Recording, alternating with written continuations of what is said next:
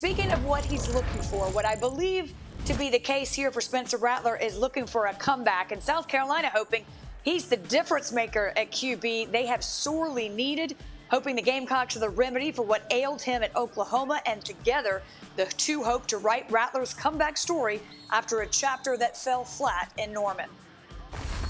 Spencer's proven that he can win championships. You know, he won. The last time I checked, he's undefeated, or 15. He's won his last 15 games as a starting quarterback, if I'm not mistaken. And he brings great leadership and talent to the position. But it's not on all Spencer; it's on everybody around Spencer to elevate this offense. He'll be the first to tell you he's got a lot to improve on, but we're headed in the right direction, not just with him, but with everybody around him also. So interesting what a difference a year makes. I would also say this, Andre, listen, if you're a fan of college athletes and college athletics, you want to see this ship get righted. You know, you want to see this have a different outcome and not be the end of the story here. But can Spencer Rattler return to the form in South Carolina that left him a Heisman preseason favorite last season?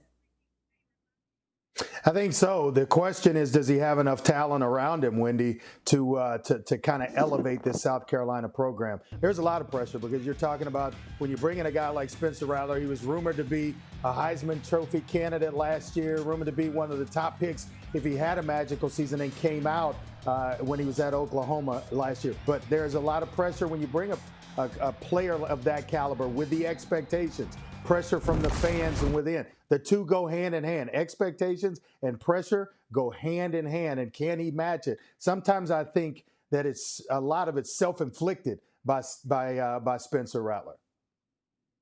Yeah, you think about it. I mean, out in Oklahoma, he didn't have one car. He had 2 car deals at the same time. And then the pressure gets to him in Norman.